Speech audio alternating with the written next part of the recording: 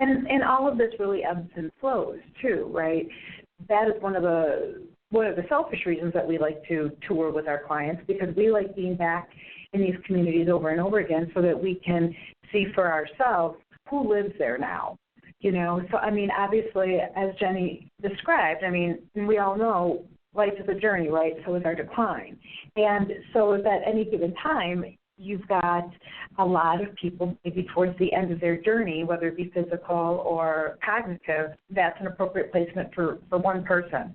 But you go back there 3 or 4 months later, maybe some of those people have gone, and now the people who've moved in are much more functional. So the personality of the community changes, you know, from time to time. So that's why, you know, even when we're talking with directors or whomever it is at the assisted living community, we'll say, you know, we'll describe our client to them and say, is that going to work for this person? Because, like Jenny said, we don't want our person to be the most functional in any group.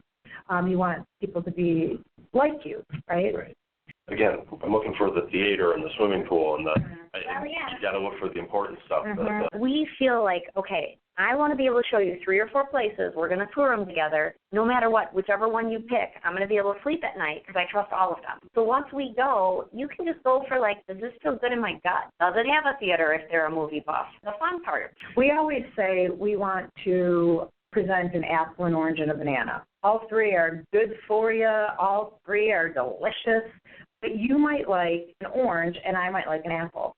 And I always talk about my mother-in-law is moving into a senior apartment next month, and I think about, you know, what we were looking for her compared to what we were looking for my grandma. And we refer to my mother-in-law as Fancy Nancy because she is. And my grandma, on the other hand, you know, raised 9 children and was a cook, not a chef. You know, she loved the oilcloth, you know, tablecloths. She loved sitting in the kitchen drinking coffee. So the places that I would have looked for my grandma compared to what we chose for Fancy Nancy, it's great that we have different people and different personalities and different places for them. And I think that's a great point to put out there, Pam, is by working with you guys and having expertise, you're looking at the individual. Mm-hmm. Whereas if I'm doing it on my own in an emergency, I'm looking more at the facade. Yeah. And you're looking at more what's the foundation made exactly. of. And I think that's really huge.